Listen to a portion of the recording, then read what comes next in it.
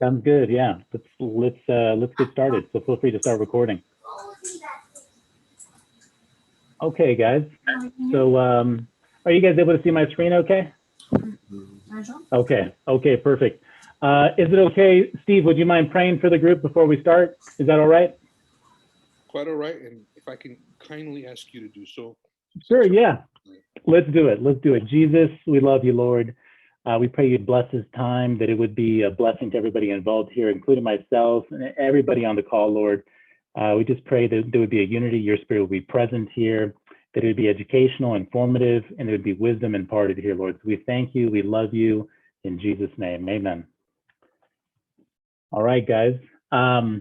So everyone should have got this PDF, the 56-page.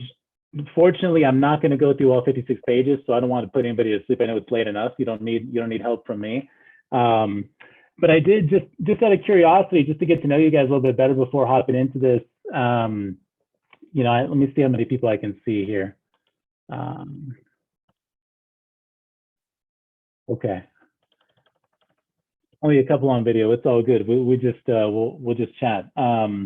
Just out of curiosity, I just want to understand sort of the demographic of folks that are on with us. I mean, how many people on are in college?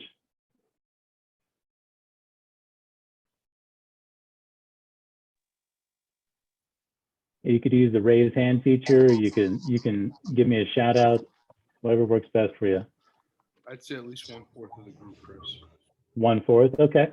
Okay, and then how many people, so other than that 1/4, how many people have graduated college already? Or how many people have already graduated? Probably. Okay, all right, I see a couple of hands. I see 3 hands going up and a thumbs up. Okay, so we got a couple more there, so another maybe 15%. And how many people are about to go into college or just younger than the college age at this point? I see a couple of hands. Okay. Okay. Well, it's good. I just want to understand sort of everyone I'm speaking to. So another question for you guys. Again, this is just to help me dial in sort of some talking points here.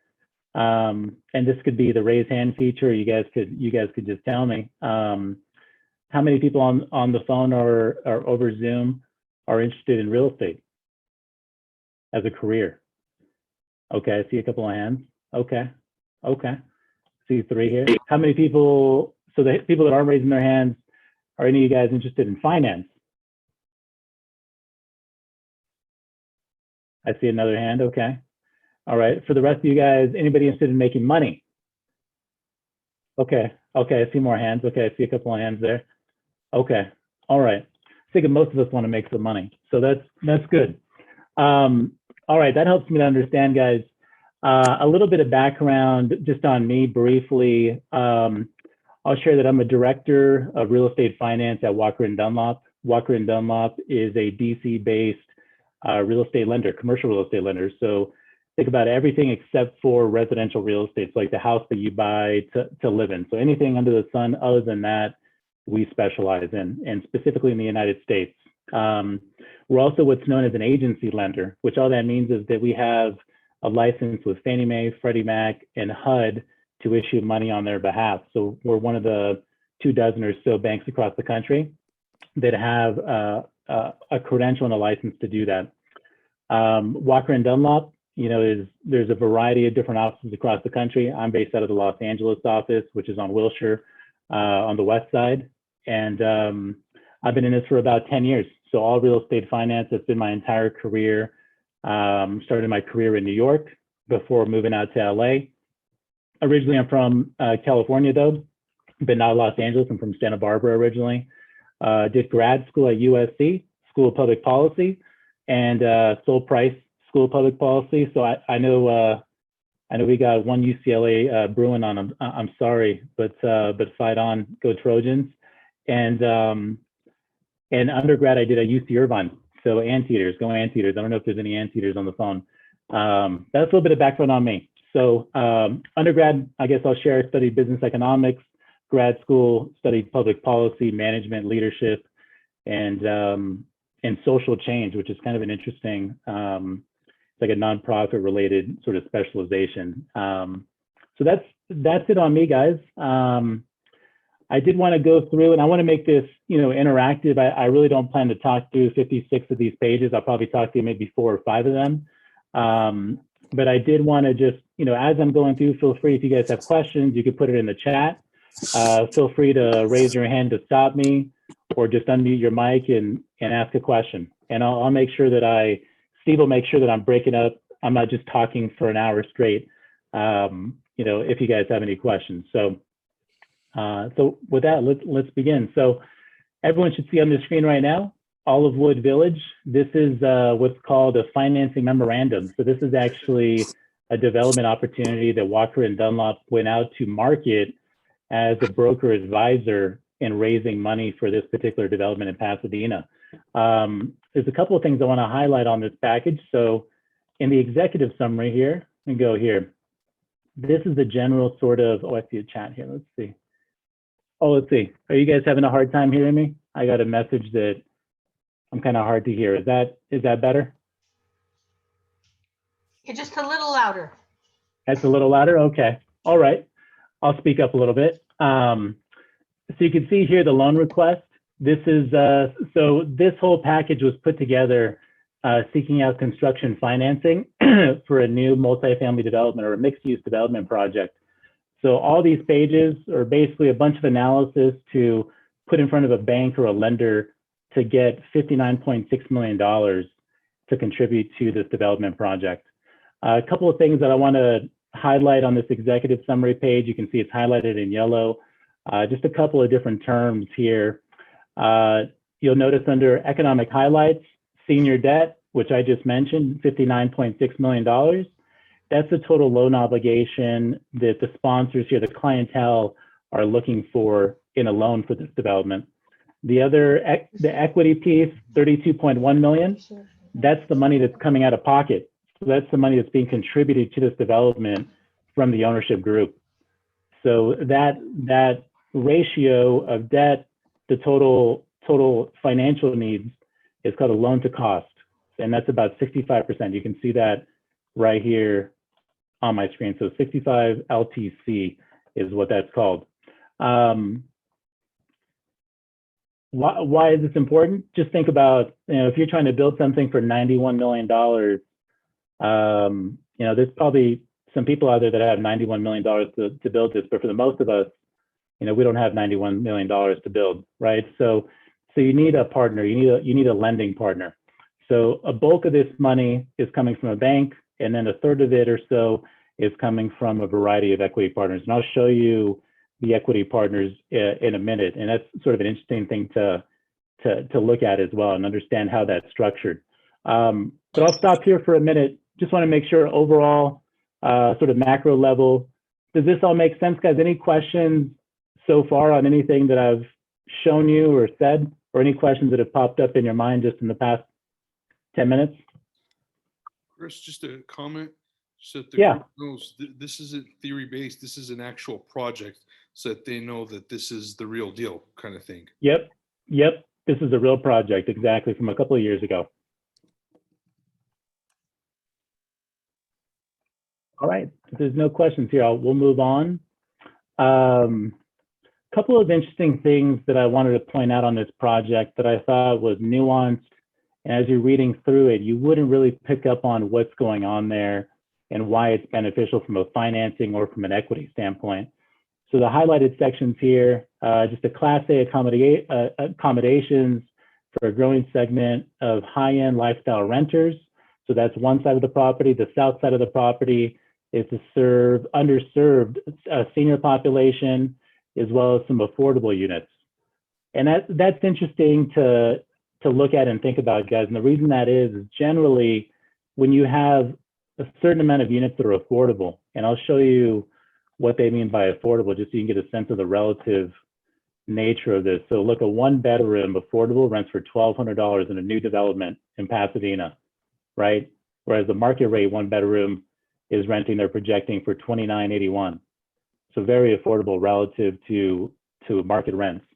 That's an interesting nuance. And the reason I say that is generally on a development project like this, as you have the entitlements and as you have you get your zoning and you get your architectural plans and everything. There's certain perks that you get when you add affordable units to your development. And those perks could be a variety of things. It could be on your tax basis, right? You could have some sort of tax credit, right, towards the eventual tax bill of your property for a set duration of time. It could be for the first 10 years that you own the property. It could also be that, you know, certain cities and municipalities like Pasadena they have different zoning ordinances, right? So what does that mean? There's different requirements for how high you can build, or how close you can get to the street, or how many parking spaces you need relative to apartment units.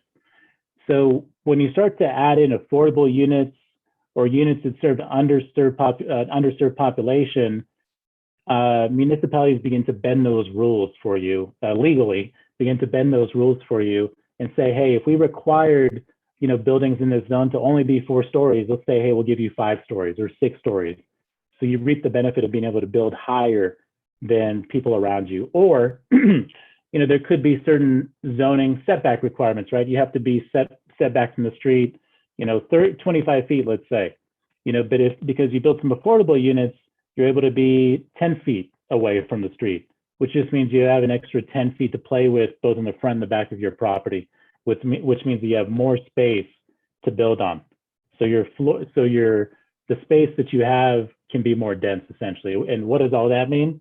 It just means that you have more space to rent out, and you have more rent that's generated and more profit, effectively, in theory, for your property.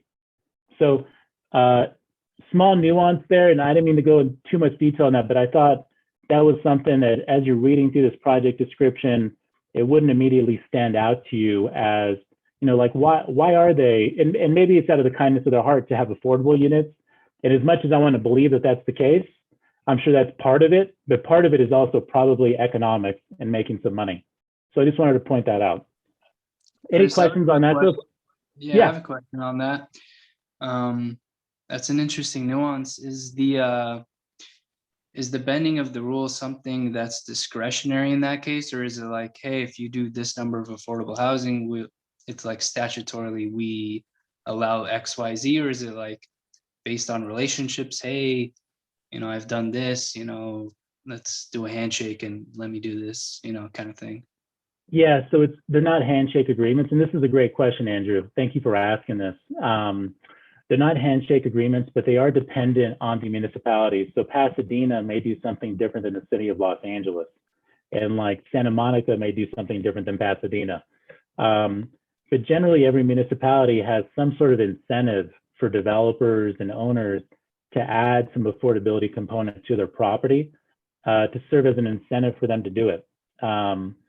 So generally, it's, you know, it depends on the zoning code. It may be clean cut and written out in the zoning code what that is, and sometimes it's just a negotiation that happens. But once that negotiation happens, generally a property like this will have an agreement that is layered on top of like the title and the deed, and that agreement is generally called a land use restriction agreement.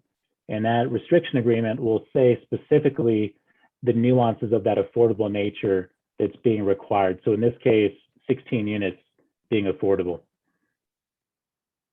Does that answer your question, Andrew? Yeah, absolutely. Thanks. Good question. I see there's a hand raised, another Andrew me. and Jenny. Yeah. That was me. Hi. Sorry. I had a quick question regarding the tax break that you mentioned earlier. So the tax break goes to the owner, not the developers, right? It does. So it goes to the owner of the property. And it could be like one, and structured differently sometimes, but generally it's a tax break that's given over a certain time window, so 10 or 15 years, either as a tax credit. So you have your tax bill, let's say it's, you know, $500,000, you get a tax credit on that for 90% of it for the first 10 or 15 years. Towards the end of that 10 or 15 years, it begins to burn off. So instead of being a tax credit of 90%, it may go down to 60%. And then it'll go down to 40%, and then 20%, and then it'll burn off in that final year. Another way you can get a tax credit is just one lump tax credit as soon as the construction project is done. There's different reasons to do it different ways. If you have a lot of income coming in, or if you've just sold off a bunch of assets and you have a ton of capital gains, you may want that huge tax credit in 1 year. But if not, you generally, if your income's a little more consistent, if you're making, let's say $1 million every year, you expect to make $1 million, 1.2, 1.3 for the next 5 or 6 years, you may want a larger that tax credit spread over a 10-year window to offset some of the taxes you'd have to pay. Got it. So once the owner is no longer benefiting, at that point, he or she can refuse to accept affordable housing at that time. Yes. So that's a good nuance, actually. Very, very good point. Yes. So generally, when those tax credits burn off, that land use restriction agreement that I referred to before that sets aside units as affordable, that will coincide with the timing of that. So when those tax credits burn off, that landlord has the option of extending it. So that's called the extended use period, where they can keep affordable units in place for another, it could be 10, 15, 20, 25, it's just however the document was spelled out. Or they could come out of the document and bring those units to market so they're no longer affordable, but they can't kick out those tenants. It's just as the unit turns over, as people naturally sort of move out, then they can go in, renovate, bring to market when those tenants move out. It's kind of like you're describing rent control, kind of. Yep. Like if the world was all about just making money, everybody would be trying to push these tenants out as quickly as they could, right? Paying $1,200 when they could get $3,000. But generally, these land use restriction agreements have specific language in it that says you cannot evict anybody from these affordable units for a certain duration. There's usually protection language in there if a landlord decides to get out of that land use restriction agreement. Interesting. Thank you. Sure. Yeah, definitely. Good question. There was one other question. I think it was there's another Andrew on the line with us that had a question.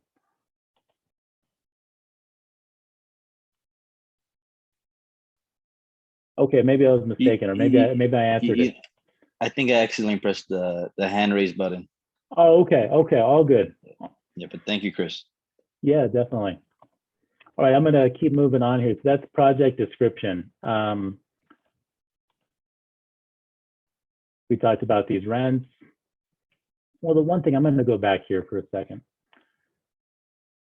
One thing to understand with this whole financing memorandum is we're trying to tell a story, like a good story that has to be true, but also, paints this development in sort of a favorable, point of view for a lender to actually lend on. So, how do you get a lender comfortable with lending money to a development project?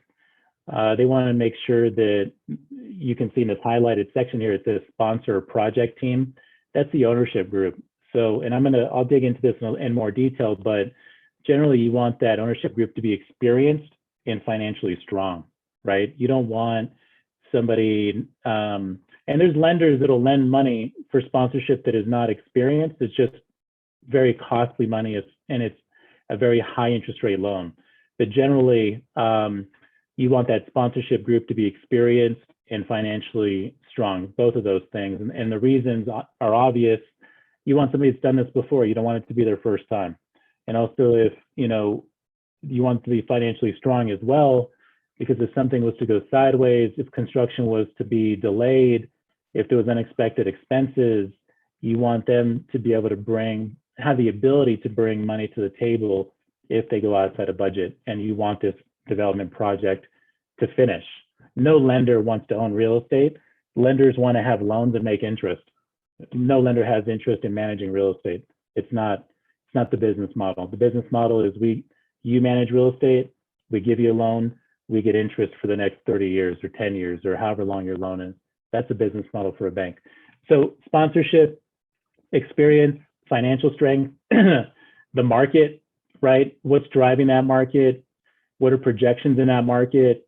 And the market comparables. So how are you getting $2,900 a month in rent for a one bedroom and $1,200 for a one bedroom affordable? How are you determining that? So looking at comparable data.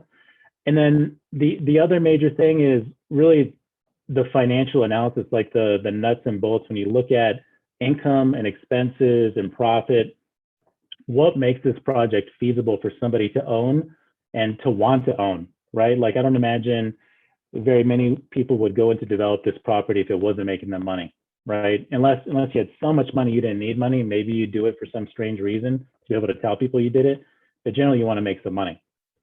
So those are three key areas for me, you know, and this is really, this page that we're looking at right now is like telling the entire story. So I'm gonna hop down to page 31 here. A couple of interesting things that I want everybody to notice here. Well, actually, let me pause there for a second. I just want to make sure there's any questions on anything I've said so far. Chris, this is Mary, and I did have a question. Yeah. You had, in the executive summary, it was a 65% loan to cost. Is that standard? Good question. It depends on the project, depends on the type of real estate. So, and it depends on the market. So generally for multifamily, 65% loan to value is a good loan to value. It's a safe loan to value. It's where banks feel comfortable. But that loan to value can be pushed all the way up to 80 or 90% in some instances. Wow. So that's much more aggressive lending. But generally, I would say in a market like Pasadena or Los Angeles overall, loan to value isn't typically the constraint on loan dollars. It's usually the cash flow that's being projected is not enough to sustain a larger loan. That's generally the most restrictive factor on multifamily loans, not loan to value. But if you were to go to, let's say, Boise, Idaho, right? And Boise is a great, you know, it's becoming a tech hub for a bunch of San Francisco people. But it's not San Fran, it's not Los Angeles, right? So in those markets, there's not as much market appreciation. So there's more cash flow that can push up that loan to value. So you can get a loan to value loan in Boise a lot easier at 75, 80 than you could in Los Angeles.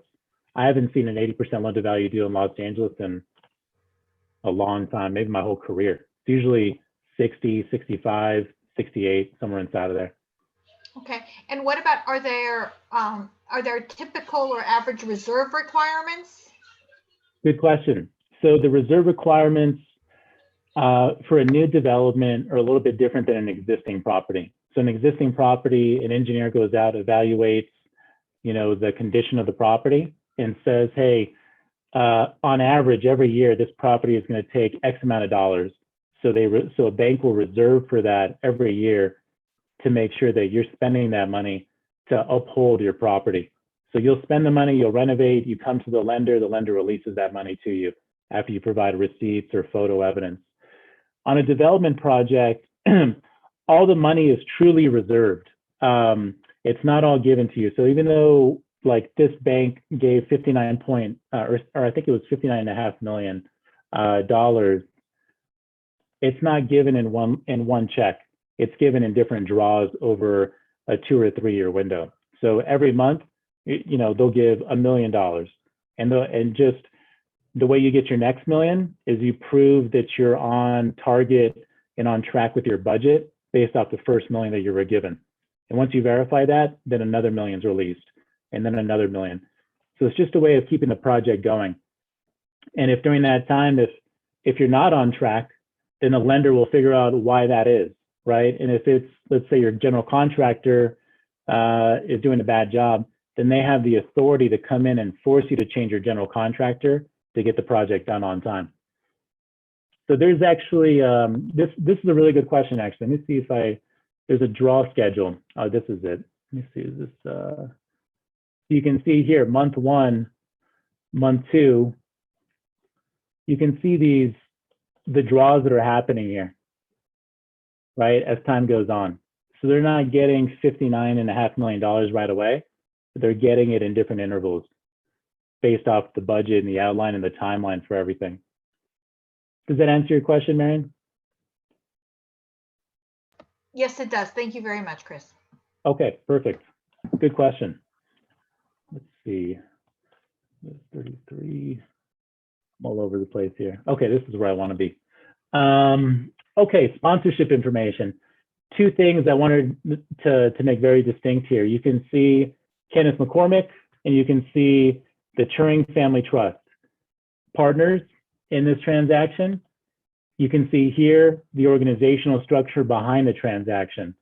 You can see that the family trust has 80% ownership interest, and you can see this Mill Creek Development Company, which is a holding company for Kenneth and Tracy McCormick, has 13% ownership interest, so a lot less. Why is that? So here's the distinction I want to make. The sponsorship information that's on the page here is trying to show you a couple of things. One, it's trying to show you the wherewithal of the parties involved, that they're experienced, that they're local, and that they have money, right? Like generally banks don't like, if you're developing something in Pasadena and you live in Mexico City, that's kind of a red flag. You know, they like that you're local, you know the market, you know the players, you know the contractors, you know the architect. So being local to the market is an important aspect of getting approved. It's not necessarily a requirement, because there's a lot of people that develop stuff that aren't local to a market. It's just the sponsorship group collectively has to have some experience in a market or some wherewithal in that market. Secondly, you can see that here, Kenneth, it says the board member of the Community Redevelopment Agency, so a development agency for Pasadena. He's also a member of the Affordable Housing Task Force, so he has experience in affordable housing. So all this is trying to say, all this is trying to highlight is that Kenneth knows his stuff, right? He's local, he knows affordable, he knows development, he knows corporate finance, he's got experience. So he's what we'd call our experienced partner, our managing partner. Now, look at this, Turing Family Trust. Started the first Panda Express or Panda Restaurant Group, has a ton of money and a very experienced in retail and Chinese food, but not that experienced in developing in a multi-family apartment building, but they have a ton of money, right? So they're partnering with somebody like Kenneth to come together to build this project. So Kenneth is local, he's experienced, he has some money. The family trust has a ton of the money, and that's why you're seeing here their ownership interest is 80% versus Kenneth's interest is only 13 plus his 6%, so 20%, which is actually it's pretty rare to see it that high. Usually it's like a 5 to 95% ratio. And you'll see, you know, these are like, even in stuff that I'm invested in and partners that I have. I mean, I'm a multifamily finance guy, so on paper I meet all the credentials, right? But I don't necessarily have $2.9 billion in my bank account. But there's guys that I know that have a lot more money that will want to partner with me, and together we make a team that's acceptable to a lender. And that's how a lot of these projects come together, at least initially. And then just as that financial partner, you know, builds up experience in real estate and they qualify on their own, they may not partner with, you know, Kenneth McCormick in this case. And the same thing is true for Kenneth and Tracy. As they build up their net worth and their book of business and their assets, they may have so much money that they don't need this family trust anymore, and they could go independently. But it's just a way, there's mutual interest that align by bringing money and experience together.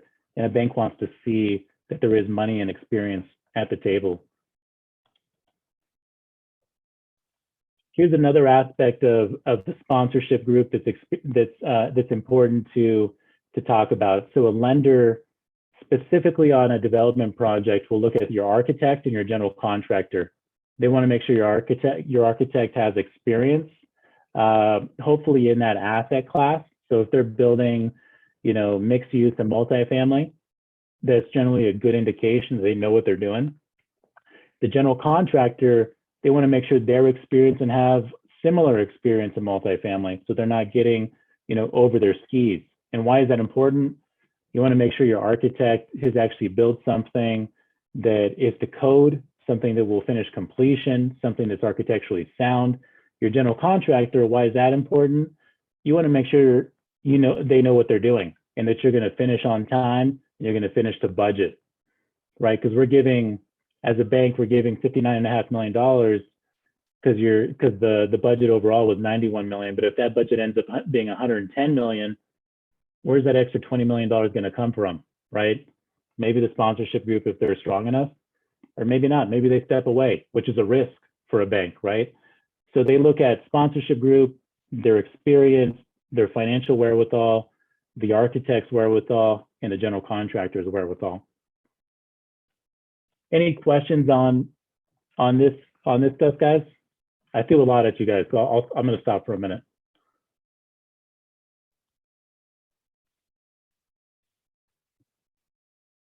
Okay. All right, so I'm going to move on here. Let's see. Market overview. I think this is pretty self-explanatory, and I'm just going to touch a little bit on what I mentioned earlier. Analyzing the market. Really, for me, the first thing I go to are the comparables, right? If you tell me that you're going to build something, you can rent something at $2,900 a month for a one-bedroom, I want to see the comp data to support that. I want to see the occupancy level of other properties that are renting units at that level to make sure that that number is real and not just a fantasy. And that's going to be truly cash flow and not vacancy, right? So I'm going to look at your comp set. I'm going to, and I may say, hey, these are good comps, or I may say these are terrible comps, right? You got to remember the people behind putting these financing memorandums are people that are incentivized by closing a transaction, and they're commission driven, right? So, and that's not a bad thing. I think that a lot of things happen with people that are commission driven, but does that mean that they have the best comp set here? I don't know. If you have access to CoStar or Reis, apartments.com, you might be able to find better comps than what they've outlined here. So it's always good to give it a little sniff test to make sure that these are a good group of comps to base your market rents off of. And these comps look pretty good. So I would look at these rents. So these are what's called rent comparables.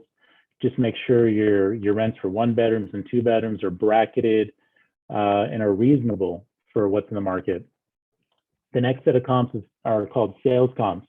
And you can see sales comps are pretty scattered out, right? There's a lot larger of a radius when it comes to sales comps than rent comparables. Let me go back to the rent comp map for a second. You can see all these rent comps, the majority of them are within 2 blocks of the property, which is common, which is good. Sales comps, depending on the market, depending on the collateral, could be a lot more spread out. This is, I think, more spread out than I would have guessed before looking at this. It looks like comp 1, comp 4, comp 3, comp 5 are all generally close by. Comp 6, 7, and 8, just because they're further away, don't mean that they're bad comps. There could be other characteristics of those comparables that make them good comps, whether it be they were just built, or maybe they're a similar size, or maybe it's a similar architecture or vintage, or the same architect or general contractor, or even the sponsorship group. These could be other projects. So they could be good data points to look at. So just being far away isn't necessarily bad. But generally, I would hope that we'd have some of our best comps in comps 1, 4, 3, and 5. And sales comps, why is this important? Again, on the rent comp side, we're trying to bracket our rent to make sure that we're in a reasonable range of rent. With sales comps, I look at personally 2 different things, or 3 different things. So I would say the vintage of the collateral. So this is new construction, this development project, this financing memorandum is from 2018. So a majority of these comps are relatively new compared to that. There's one comp in here, comp 5, 2009. That's not, to me, that's older to me. That's not the comp 4. Those are 2 older comps to me. So I don't know that I would give those as much weight as I would the 2015, 16, 17. So look at that. I look at the price per unit, and I look at the cap rate. So is the price per unit of these comps, on average, is it within range of what we're approximating the value of this property to be at the end of development? So it's one thing I look at. The other is the cap rate. And for anybody that doesn't know, cap rate is just your net operating income divided by what your perceived market value is, in this case, of the property. So you take projected net operating income divided by projected market value to get your cap rate. And these cap rates that you see here aren't unreasonable. This is all common for Los Angeles. It's 5, 3.6, 4.3. Cap rates are low in LA. Any questions on that, guys? Rent comps, sales comps, is that all pretty straightforward? Chris, question. Would you Yeah. say cap rates are better to use versus the gross multiplier for a project like this or for multifamily? Yeah, it's a good question, Steve. I think it all depends on your investment, strategy. Some people look heavily at cap rate. Some people, to determine the quality of an investment. Some people look heavily at gross rent multiplier or GRM. Some people will look at value per door or price per square foot. So different people have different ways of looking at it, and I don't want to say any one of those people are wrong. I think there's a reasonableness like band for each one of those. So you can look at any of those.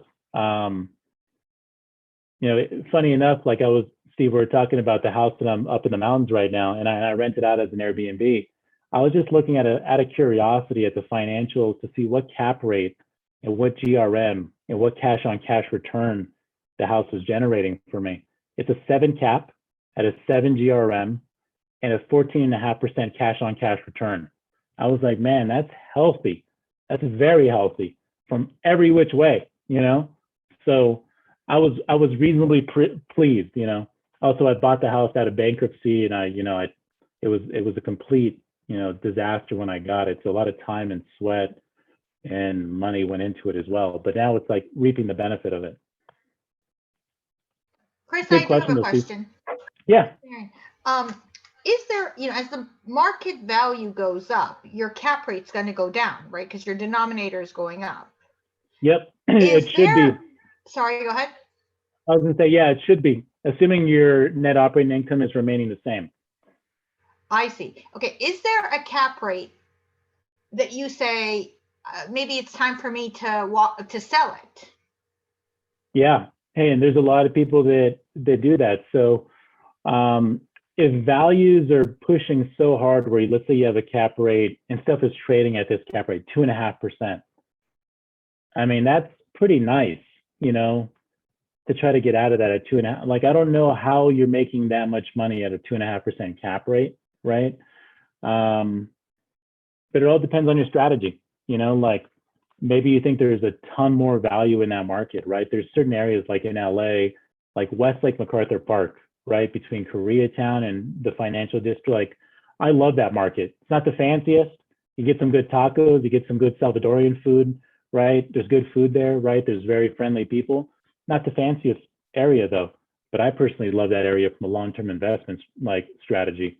So if something was at a 3.5 cap in that market, I probably wouldn't sell because I believe in it over the next 20 years, right? But let's say you're in Pasadena and you're in the heart of Pasadena and your stuff's trading at 2.5%. And maybe you think that people are going to move away from Pasadena because it's too expensive. In areas like Santa Clarita or Glendale or other areas around it are going to appreciate more. Maybe you pivot out of that. So it just depends on your strategy. Similar to Steve's question on cap rate or GRM or what's more important, it's all how you're looking at it long-term, short-term, and also the opportunity that you have, right? If you sell today, then where are you going to put your money, right? And is that money going to make as much or more in the short term? And what's the long-term implication of that investment? Good question, Marianne. Thank you. Anything else, guys?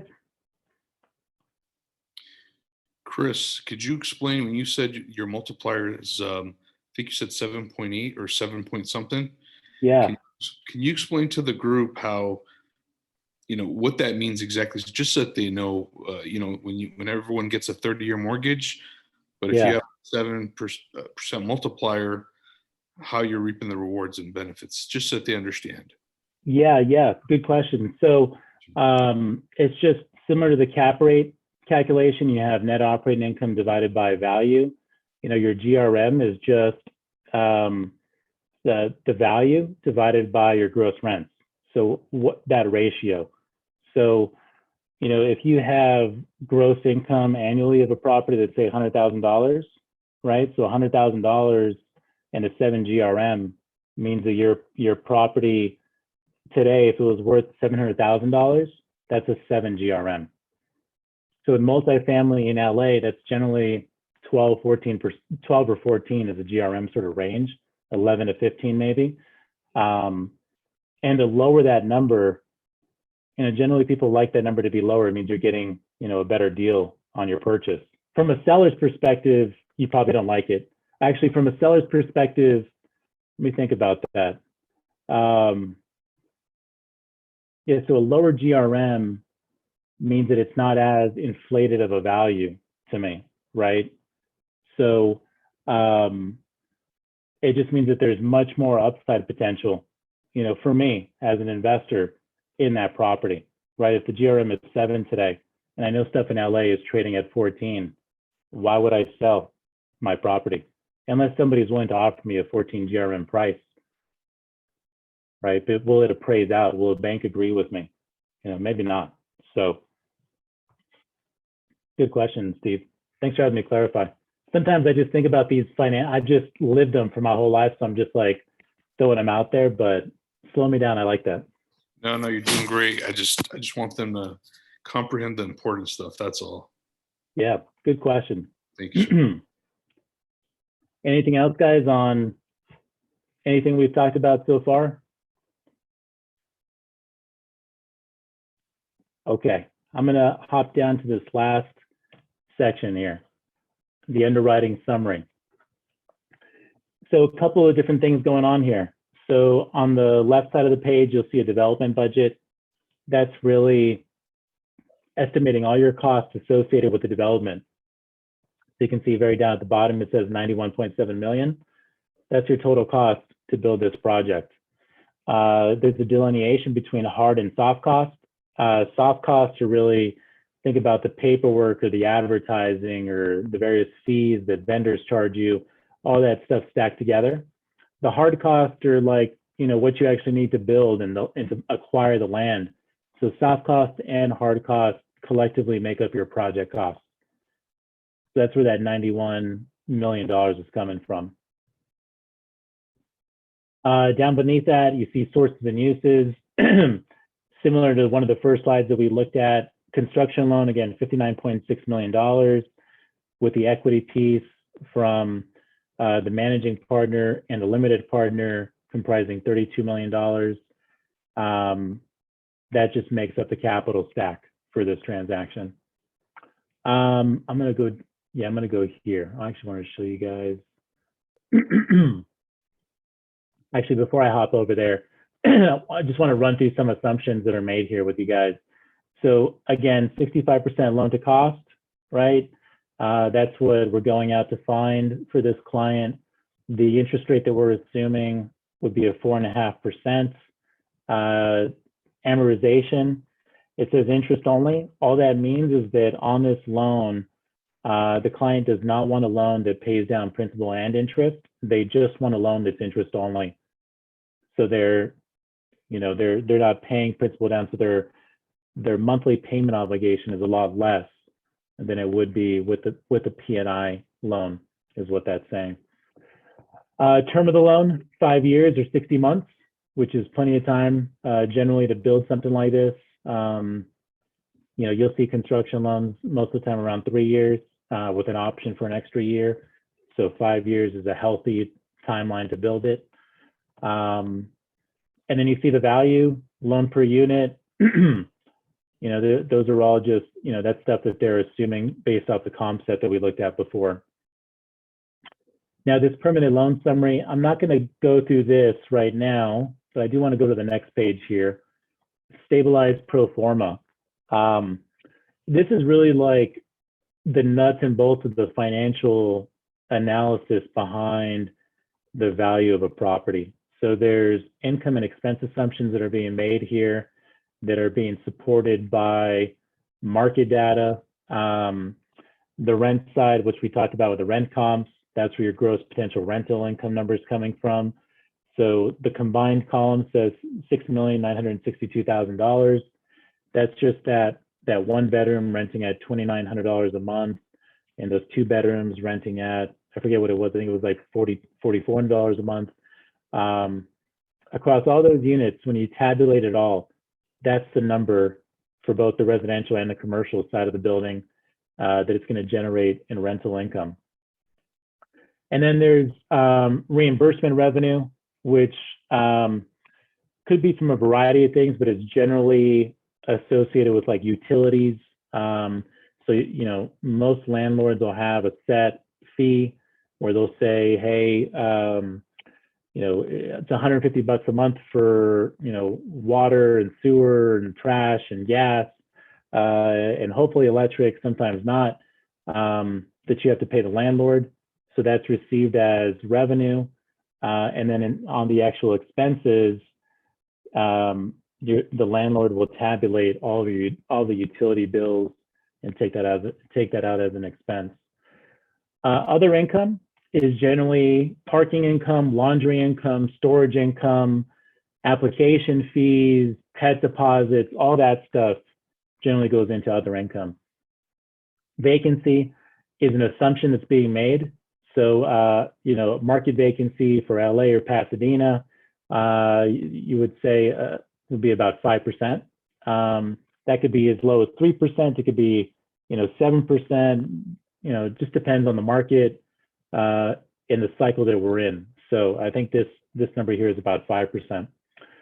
All these expenses that are listed here, these are all expenses that you need to run the property, right? Payroll, having on-site staff or an on-site manager, administrative, think about like paper for your office, a printer, you know, hopping on a plane to go to a conference to get trained up. Marketing, think about like leasing activity, leasing bonuses, listings online, on LoopNet, on CoStar, on apartments.com, Westside Rentals, just all those. So that goes into marketing. R&M is repairs and maintenance. So that is self-explanatory, I guess, just making repairs to your property. Turnover expense is just the cost that you're incurring to flip a unit over, right? Somebody moves out, you have to go in, rip up the carpet because they had dogs or whatever, right? You have to paint walls, all that costs money. You put that into a turnover expense. Utilities, again, your water, your sewer, your trash, your electric. A management fee, generally, you know, most landlords will have a management company. They'll charge a certain amount as a percent of effective gross income. So that combined number of 7,319,000, you know, that management fee can range from 2.5% to 10% in some cases, depending on the size of the property. And if you have on-site staff, generally, you know, 3.5%, 4%, 5% is kind of the most common number that you see on a percentage basis. Insurance, property insurance, sometimes you need seismic insurance, depending on where you're at in LA. If you're close to the coast, sometimes flood insurance could all be factored into that.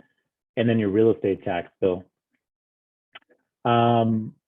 And then capital reserves, which are just a reserve account for improvements and standard expenditures to a property. So think about, you know, sidewalks getting cracked, you know, that'll have to be, you know, cleaned up or, you know, leveled out. Think about a roof in 15 years, right? An asphalt shingle flies off, the roof starts to lose its structural integrity. You need to change that out. So when you take out the effective growth, or you take out these expenses from effective gross income, you're left with net operating income. And then you would deduct, you know, your reserves and capital improvements from that, and you get your net cash flow. So from there, you pay your mortgage. Hopefully you're left over with some money to put in your bank account to go invest in something else or to reinvest in your property. So yeah, I think that's the gist, I think, of all the financial stuff and most of what I want to talk about. I guess I'll pause here, guys, and you know, if there's any questions related to anything we talked about here, or any questions in general about real estate, about finance, about making money, about anything, feel free to ask.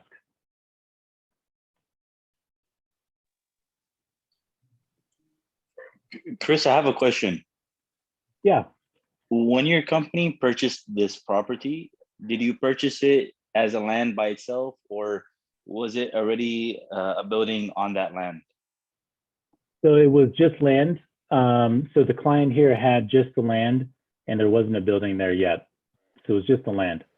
And we were, so Walker and Dunlop is a lender, but we were not the lender on this transaction. We were a broker that helped a client find a lender to lend on this property. Got it. Good question.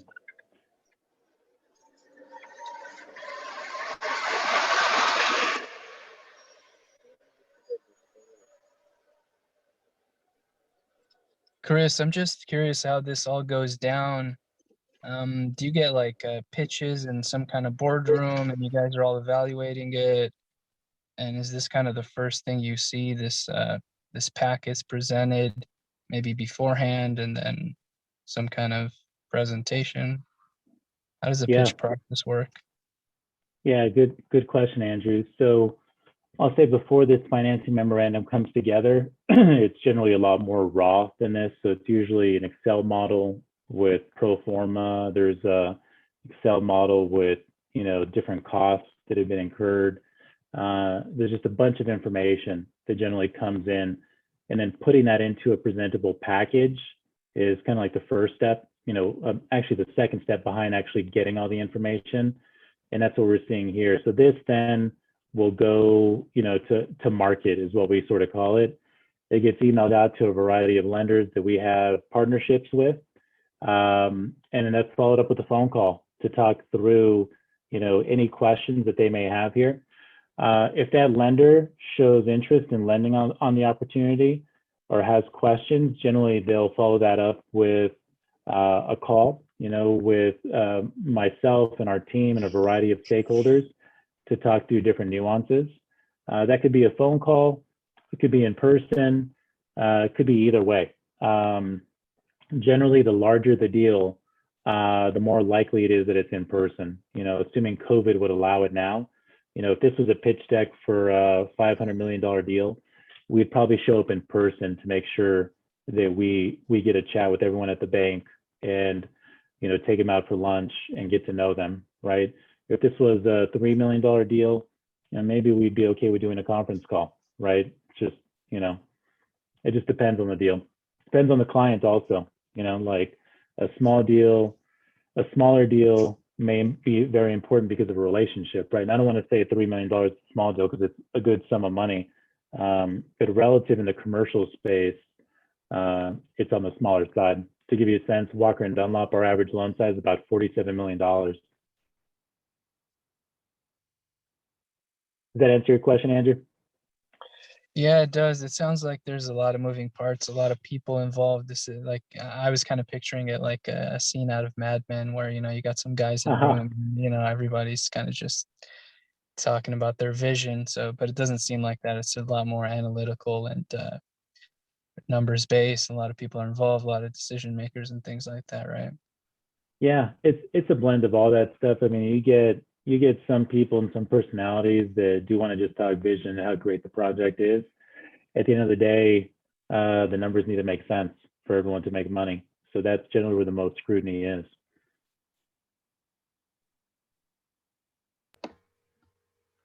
Chris, I have a question for smaller investors. What are your thoughts or opinions on something like CrowdStreet or Fundrise? So like crowdfunding? Mm-hmm. Yeah, so you know, that's definitely, you know, super popular right now. I think depending on how those agreements are written, there's different risks there, right? Like we would never want from a lending, this is me speaking as a lender, not as a broker. A lender would want to make sure that people that are in that crowdfunding don't have the ability to remove your managing member, because that would be risky for a bank, right? The managing member is a person with experience, has some financial wherewithal, and we're really trusting them to guide this entire process. So with crowdfunding, sometimes where it's problematic is that there's certain provisions in operating agreements and partnership agreements that say, hey, if you don't perform, we can remove you. And a bank doesn't want that person removed. So that's where it's problematic. You know, if that language does not exist, that's generally okay. I would say that any bank, when they're looking at an opportunity like this, wants to make sure the person that's actually signing the loan document, so in this case, the McCormicks, they want to make sure that they have some skin in the game, that they have some equity at stake, right? So they want to make sure they're putting money into the transaction. And that, depending on the lender, there's different appetite, you know, for a very small percentage of equity being contributed from the McCormicks in this case, or a very high amount of equity being required. So 20% I think is a healthy contribution, honestly. I've generally seen this closer to 5%, 7.5%. So as long as that managing member, so outside of the crowdfunding, has a good amount of equity, then it should be okay. Thank you. Sure. I have a question for like someone like maybe like in college, like me, who doesn't have any money to start off. Like, do you think what's the best thing for them? Like to save up a good sum of money, or to like what would you recommend for someone with like zero? You can call it. Yeah, good question, Daniel. And I came out of college not too long ago either, right? 10 years ago. So this is something, this is a question I think I asked a long time ago as well. I think, tying in with other people that are savvy in this space, people that can bring you along with them to either learn the business or to grow your assets or your cash position by coming alongside them to help them out. I think that's a good way. Working on the real estate side, the finance side, I think is a great way to see how, I look at dozens of transactions a week and I'm seeing complicated and sophisticated structures of making money. And I'm like, wow, that was really smart. But now I know how to do that. And I didn't have to create anything. I just had to let somebody else do all the thinking, but I could mimic it. So I think being around it, whether that be, being an employee within like a developer or being an employee at a lender, or just doing it on the side as a hobby and helping out family and friends in some way, I think is a good way to get your foot into it and to make, try to make some money. So that's, starting off is always kind of the hardest part, but you can find one way or another to get in there. Yeah, but I like that. It's kind of like gain your experience before you can start playing the game yourself. Yep. I would say a lot of people ultimately want to be on the development side of real estate. That's kind of like the the more prestigious side to be on. Having a finance background and being on the finance side, I think helps you a lot to get there. Like I'm on the sales side for Walker & Dunlop, but before I was a sales guy and a loan officer for us, I was chief underwriter for us. So I used to approve all these loans for the bank. And I used to, different sales guys would come to me with different requests and I'd tell them why I like a deal and why I don't like a deal and why I wasn't going to approve a deal and why a deal was easy to approve. So that used to be my job before I was in sales.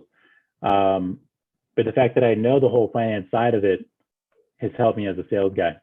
Because now when I, bring like this opportunity to our chief underwriter, he knows that I probably know these numbers better than him. And I probably am more qualified to make the decision than him. So he's, it's, I don't want to say it's like putting pressure on him, but it's like, hey, I'm going to be prepared going into that meeting.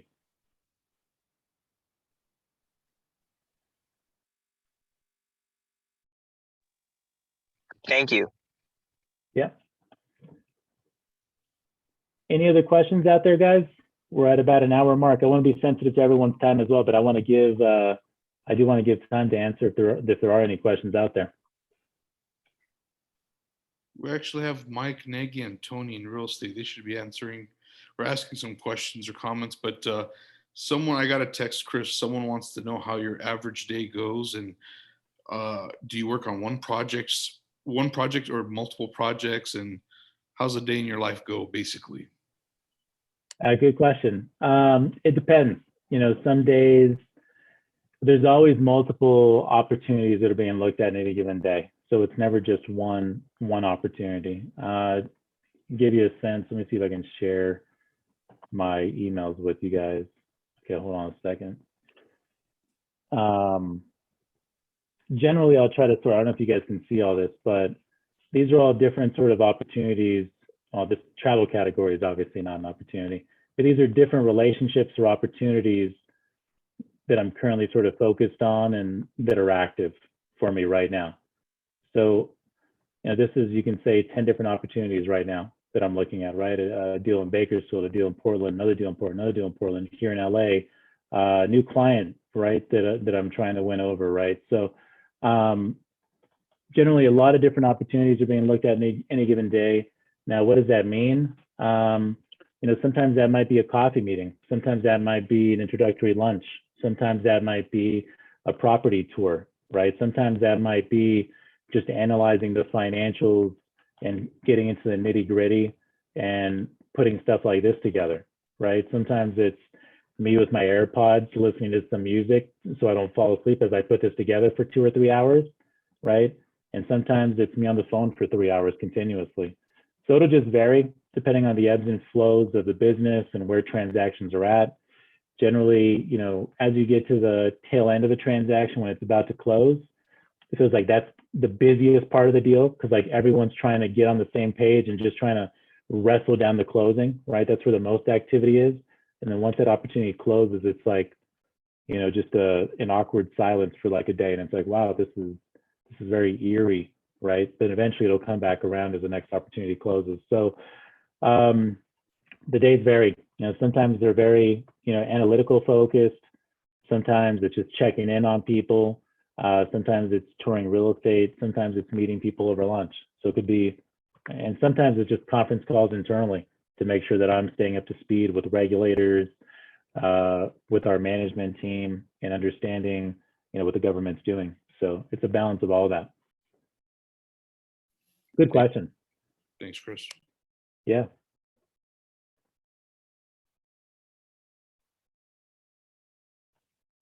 All right, guys. If there's no other questions, I want to make sure you guys get your beauty rest tonight and allow all this to digest as you sleep. Hopefully you're dreaming about this presentation tonight. Thank you. I appreciate it. It's very nice of you. Yeah. Steve, thank you for the invitation. I'm glad we're able to do another one of these. It was thank you guys all for having me. And Steve, I'll send you, or we were exchanging some emails earlier today. Feel free to send my signature block or my V card to everyone here. And if anybody has any questions, wants to just grab coffee or wants to chat about anything that's here, always reach out. I appreciate it, Chris. Thank you so much. And you've been a great blessing tonight. And I don't know if most people realize this on here. You just gave real estate accounting and finance 101. What's done in 3 or 4 years, basically in about 45 minutes. It's a fire hose. It's yes. like the 1-day workshop, Yeah, this is definitely valuable. Thank you. I'm glad it was good. Thank you. Yeah, definitely, guys. Thank you for having me, and hopefully we'll talk soon. Thank you, Chris. Thank you. All right. Thank you. All right. Thank you, guys. Thank you so much. Have a good night, guys. Thank you. Good night.